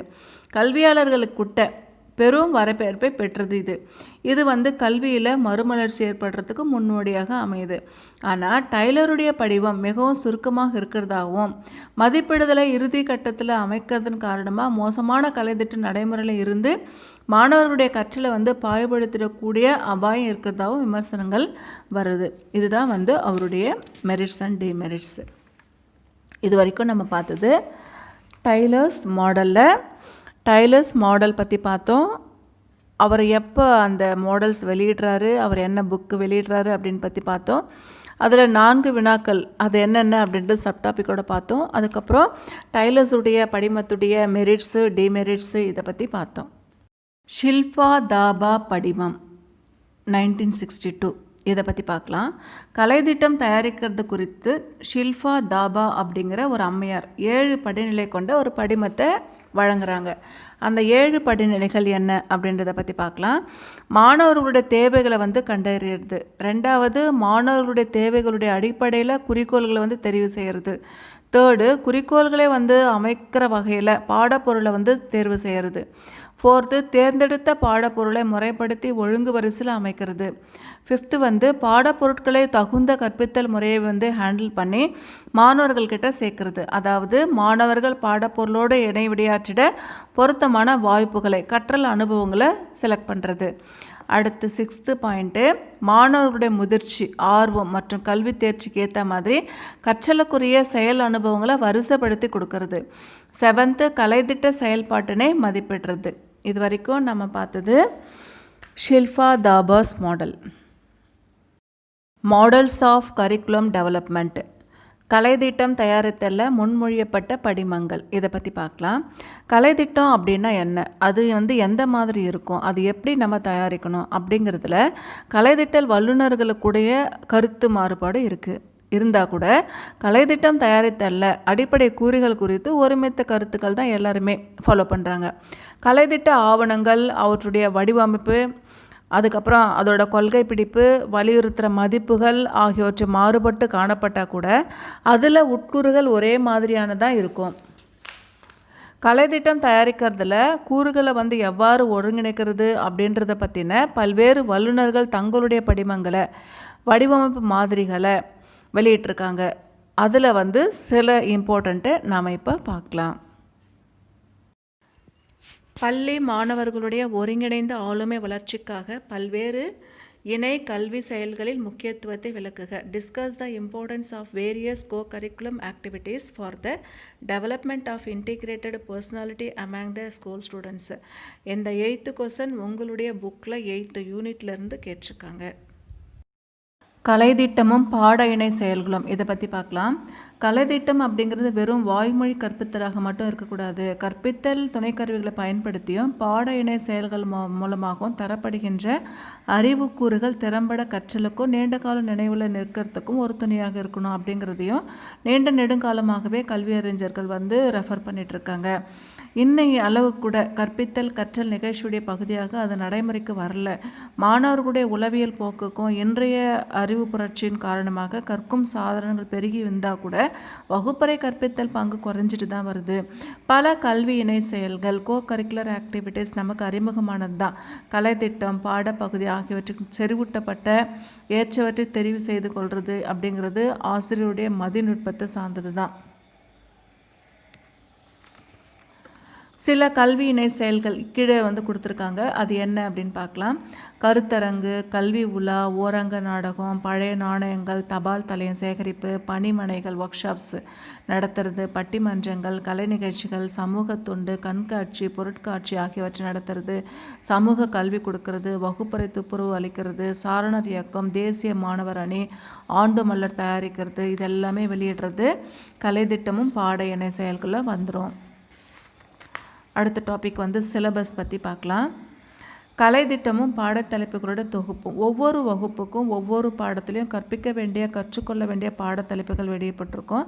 தேவைக்கேற்ற மாதிரி பாடத்திட்டம் மாற்றப்படுறது தவிர்க்க முடியாது தான். பாடங்களை தேர்ந்தெடுக்கும் பொழுது கற்போருடைய முன் அறிவு வளர்ச்சி, சூழ்நிலையுடைய தேவைகள், பன்முகப்பட்ட பரிமாணங்களுக்கு இடமளிக்கிறது. பள்ளிகளில் உள்ள கற்பிக்கும் சாதனங்கள், ஆசிரியர்களுடைய அறிவாற்றல், பொதுமக்களுடைய ஆதரவு போன்ற பல அம்சங்கள் கருத்தில் எடுத்துக்கணும். பாடங்களை 3 வகையை நம்ம வகைப்படுத்தலாம். ஒன்று அறிவு செறிந்த பாடங்கள், நாலேஜ் லெசன்ஸு. இது அறிதல் புலனை தோன்றது. இது மாணவர்களுக்கு பறந்து விரிந்த அறிவை கொடுக்குது. உயர் வகுப்பு மாணவர்களுக்கு போக போக பாடங்களில் கடினத்தன்மையும் புதுமையும் சிந்திக்க தோன்ற செய்திகளும் அதிகரிச்சுட்டே தான் போகும். பாடங்கள் உட்பிரிவாக பிரிக்கப்பட்டு வெவ்வேறு நிலைகளில் தனித்தனியாக கற்பிக்கப்படும். எடுத்துக்காட்டாக உயர்நிலை பள்ளியில் பொது அறிவியல், மேல்நிலை பள்ளியில் பொருளறிவியல், வேதியியல், உயிரியல், தாவரியல் என பகுதிகளாக பிரித்து விரிவாக சொல்லிக் கொடுக்குறோம். படித்தின்புறுவதற்கான பாடங்கள் அப்ரியேஷன் லெசன்ஸ், இது மனித உணர்வுகளை மேம்படுத்தக்கூடியது. நுண்கலைகள், கவிதைகள், மரபு வழி வந்த கதைகள், இதெல்லாம் இதில் அடங்கும். தேர்டு டாபிக் சப் டாபிக் திறன் நல்கும் பாடங்கள், ஸ்கில்ஸ் லெசன்ஸ். இது செயல்படுத்திறனை பயிற்சியில் வளர்க்குறது, ஆசிரியர் செய்து காட்டுறது, ஆசிரியர் உதவியோடு செய்கிறது, பல மாதிரிகளை பார்த்து கற்றுக்கிறது போன்றவற்றினால திறன் பெருக வாய்ப்பு இருக்குது. தோட்டம் போடுறது, ஆடை அணிகள் செய்கிறது, உணவு பண்டங்களை பதனிடுறது, ஓவியம் வரைகிறது போன்றவற்றை எடுத்துக்களாக நம்ம சொல்லலாம். இருந்தாலும் இது ஒவ்வொன்றும் முற்றிலும் தனித்து இருக்கிறது கிடையாது. பாடத்துடைய தன்மையை பொறுத்து ஏதாவது ஒரு இயல்பு மேலோங்கி இருக்கும். இது வரைக்கும் நம்ம கரிக்குலர் ஆக்டிவிட்டீஸ் பற்றி பார்த்தோம். 9th கொஸ்டின், கலைத்திட்ட வளர்ச்சியில் மத்திய மாநில அரசின் பங்கு குறித்து விவாதி. Discuss the role of central government and state in the development of curriculum. இந்த 9th யூனிட் உங்களுடைய புக்கில் 9th கொஸ்டின் 9th யூனிட்லேருந்து கேட்டிருக்காங்க. கீழிருந்து மேல் கல்வி ஏற்பாடு நடைமுறைப்படுத்தப்படுறதை பார்க்கலாம். நிர்வாக அளவில் கீழிருந்து மேல் நோக்கி கல்வி ஏற்பாட்டை நிறைவேற்றுறது அப்படிங்கிறது ஒரு கான்செப்ட். கற்பித்தல் கற்றல் செயல்களில் ஆசிரியர்கள் ஈடுபாட்டோட கல்வி ஏற்பாட்டை செயல்படுத்தி அவங்களுக்கு தேவையான உதவிகளை தலைமை ஆசிரியர்கள்கிட்ட வாங்கிப்பாங்க. தலைமை ஆசிரியர்கள், கல்வி அலுவலர், கல்வித்துறை, அரசு அப்படின்னு பல நிலைகளில் உதவிகளை எடுத்துக்கிட்டு முறையாக நிர்வாக நடைமுறைப்படுத்துறது அப்படின்றது ஒரு கான்செப்ட். இப்படி செய்யும் பொழுது ஆசிரியர்கள் விரும்பி ஈடுபாட்டோடு நிறைவேற்றுவாங்க. அவங்க ஏதாவது ஒரு கருத்து சொன்னால் கூட அது படிப்படியாக மேல்நிலைக்கு போயிட்டு அது அக்செப்ட் பண்ணிப்பாங்க. அப்போ அது கரிக்குலத்துக்குள்ளே வந்துடும். இதை விட பாடத்திட்டக்குழு, அரசுடைய வழிகாட்டுதலில் வல்லுநர்கள், கல்வியாளர்கள், கல்வி ஏற்பாடு நிர்ணயிக்கப்பட்டதுக்கு அப்புறமா மாநிலம் எங்குமே உள்ள ஆசிரியர்களுக்கு பள்ளி வழி, ஊடக வழி விரைவாக தெரிவித்து அவங்க கருத்துக்களை கேட்டதுக்கு அப்புறமா ஒன்றா சேர்ந்து தேவையான மாற்றங்களை கொண்டு கரிக்குலமாக அதை ஏற்றுப்பாங்க. அடுத்த டாபிக் உருவாக்கல், மேம்படுத்துதல். இது எல்லாமே நடைமுறைப்படுத்துறதுக்கு மேலாக கல்வி ஏற்பாட்டை உருவாக்குறதும் மேம்படுத்துறதுமே ஆசிரியர்களாக, குறிப்பாக அந்தந்த ஸ்கூல்ஸ் டீச்சர்ஸு அல்லது மாவட்ட ஆசிரியர்களால் உருவாக்கப்பட்டு மாவட்ட அலுவலர் வழி ஏற்பு பெற்று கற்பிக்கப்பட்ட செயலாக்கல் சிறப்பாக அமையும். அதுக்கப்புறமா மாவட்ட கல்வி அலுவலர்கள் அரசுக்கு தகவலுக்கோ மேற்பார்வைக்கோ அனுப்பி வைக்கிறது. இன்னொரு மெத்தட் என்னென்னா, மாவட்டங்களுக்கு பிரதிநிதிகளை தேர்ந்தெடுத்து அவங்கக்கிட்ட ஒரு மூல பாடத்திட்டத்தின் அடிப்படையில் பாடத்திட்டங்களை உருவாக்கி அதை மாநில அளவில் விவாதிப்பாங்க. ஒரு கருத்தொருமித்து பாடத்திட்டத்தை உருவாக்குனா அது யாராலுமே அக்செப்ட் பண்ணிக்கிட்டு மகிழ்ச்சியாக நடக்கும். இது வரைக்கும் நம்ம பார்த்தது கீழிருந்து மேல் கல்வி ஏற்பாடு, அதை பற்றி பார்த்தோம். இப்போ மேலிருந்து கீழ் கல்வி ஏற்பாடு, இதை பற்றி பார்க்கலாம். இது மேக்ஸிமம் பிரிட்டிஷ் காலத்தில் தான் ஸ்டார்ட் ஆச்சு. எப்படின்னா, அவங்களுக்கு தேவையான கலைத்திட்டத்தை ஹையர் எஜுகேஷன்லேருந்து அப்படியே கீழே கொண்டு வருவாங்க. இப்போது அவங்க பிரிட்டிஷ்காரங்களுக்கு இங்கிலீஷ் தான் தெரியும், மற்ற லாங்குவேஜ் தெரியாது. அதனால் ஹையர் எஜுகேஷனில் இங்கிலீஷை கட்டாயமான ஒரு பாடத்திட்டமாக கொண்டு வந்தால் அது மற்ற லோயர் செக்ஷனுக்கெல்லாம் பரவும். அப்போ தன்னோட எய்ம், அதாவது இங்கிலீஷ் கம்யூனிகேஷன் நமக்கு நல்லா கிடைக்கும் அப்படின்னு சொல்லிட்டு அந்த கீழ்நோக்கி கசிதல் கோட்பாட்டை பிரிட்டிஷ்காரங்க, அந்த முக்கியமாக சொல்லணும்னா மெக்காலே தான் இதை கொண்டு வராரு. எப்படின்னா, கீழ்நோக்கி கசிதல் கோட்பாடு ஹையர் எஜுகேஷன் இந்த எஜுகேஷன் இங்கிலீஷ் நம்ம திணிச்சிட்டா அது ஸ்டெப் பை ஸ்டெப்பாக எல்லாருக்கும் அது போகும். அந்த கான்செப்டில் தான் அதை கொண்டு வராங்க. ஆனால் இன்றைய காலகட்டத்தில் இந்த அரசு நிர்வாகத்துறை, அதுக்கப்புறமா கல்வி ஏற்பாடு நிறைவேற்றுதல் முறையாக இருக்கும்படி மேற்பார்வை அதிகாரம் கீழ்நிலையில் இருக்கிற அலுவலர்களுக்கு அதை கொண்டு போகிறாங்க. இது எல்லாமே அனலைஸ் பண்ணி பார்க்கும் பொழுது எந்த மாதிரியான எஜுகேஷன், அதாவது கீழிருந்து மேல் நோக்கி போகணுமா அல்லது மேல் நோக்கி கீழ் வரணுமா அப்படின்னு பார்க்கும் பொழுது கீழிருந்து மேல் நோக்கி போகிற அந்த உருவாக்க முறை அதை ஃபாலோ பண்ணால் நிறைய பயனுள்ள கல்வி கிடைக்கும் அப்படிங்கிறது தான் கடைசியாக அனலைஸ் பண்ணி சொல்லியிருக்கு. இது வரைக்கும் நாம் பார்த்தது மேலிருந்து கீழ்நோக்கி கசிதல், கீழிருந்து மேல் கல்வி ஏற்பாடு போகிறது. ஸ்டபிள் பீமின் சிஐபிபி மதிப்பீட்டு மாதிரிகளை விளக்குக. Discuss the suitable Beam's CIPP evaluation models. இது உங்களுடைய புக்கில் 10th யூனிட்லேருந்து கேட்டிருக்காங்க. சிப்பு இதோட அப்ரிவேஷன் பற்றி பார்க்கலாம். சிப் அப்படின்னா சிக்கு கண்டெக்ஸ்ட்டு, ஐக்கு இன்புட்டு, பிக்கு ப்ராசஸ்ஸு, அடுத்த பிக்கு product. CIPP context input process product அப்படிங்கிற படிவம் இது. எந்த படிமத்தை ஸ்டபிள் பீம் படிமம் அப்படின்னு சொல்லலாம். இந்த சிப்பு படிமத்தை ஸ்டபிள் பீம் படிவம் அப்படின்னு சொல்லலாம். இந்த படிவம் வந்து கலைத்திட்டத்தை பற்றின ஒட்டுமொத்த மதிப்பீட்டை பெற உதவுது. இந்த படிமத்தை பயன்படுத்தி கலைத்திட்ட விளை பயன்களையோ அல்லது கலைத்திட்ட செயல்முறைகளையோ நம்ம வந்து மதிப்பீட்டு தரம் குறித்து முடிவு செய்யலாம். விரும்பியவை இன்டெண்டட், அடைந்தவை ஆக்சுவல் அட்டைன்மெண்ட் அப்படின்ற அடிப்படையில் நம்ம எவாலுவேட் பண்ணலாம்.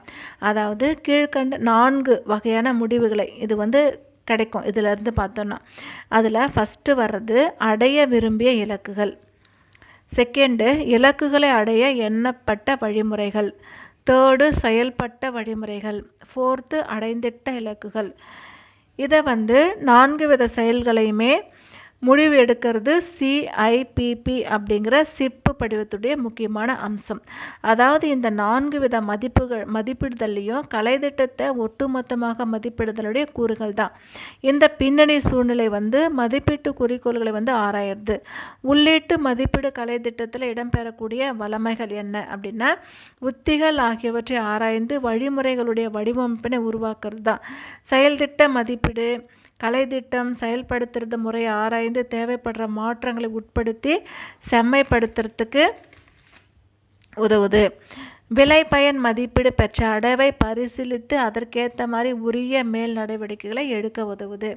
இந்த மாதிரியான மதிப்பீட்டு முறைகளில் 3 படிநிலைகள் இருக்குது. இந்த சிப்போட மதிப்பீட்டு முறையில் 3 படிநிலைகள் இருக்குது.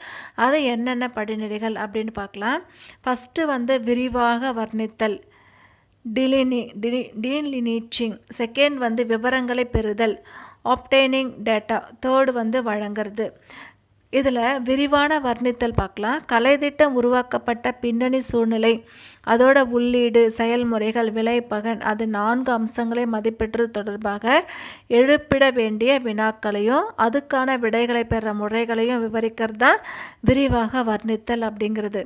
அடுத்து விவரங்கள் பெறுதல் வந்து தேவைப்படுற விவரங்களை சேகரிக்கலை விளக்குறது தான் 2வது படிநிலையான விவரங்களை பெறுதல் அப்படிங்கிறது. அடுத்து வழங்குதல் பற்றி பார்க்கலாம். பெறப்பட்ட விவரங்களை அறிக்கை வடிவில் தர்றது தான் வழங்குதல் அப்படிங்கிறது. இந்த 3 படிநிலைகள். இந்த மாதிரியான மதிப்பீட்டில் படிமத்துடைய முக்கியமான நோக்கம் எதையுமே பகுத்தாய்ந்து தொடர் முடிவுகளை எடுக்கிற துணை புரிவது தான். இந்த மாதிரியான மதிப்பீட்டினுடைய முக்கிய செயல்முறைகள் என்ன அப்படின்னு பார்க்கும் பொழுது ஃபஸ்ட்டு வர்றது மாற்று வழிகளை பார்க்கறது, 2வது அவற்றுடைய தாக்கத்தை ஆராயிறது, 3வது தர கட்டுப்பாட்டினை நிறுவுறது. இது வரைக்கும் நம்ம சிப் பார்த்தோம்.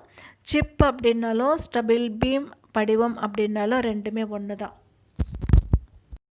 யூனிவர்சிட்டி மாடல் கொஸ்டின் பேப்பரில் டிஸ்கிரிப்ஷன் பாக்ஸில் லிங்க்கில் கொடுக்குறேன், நீங்கள் பார்க்குறவங்க பார்த்துக்கலாம். இது வரைக்கும் university model question paper analyse பண்ணி பார்த்துருக்கோம், டீப் கொஸ்டின் வித் ஆன்சரோட.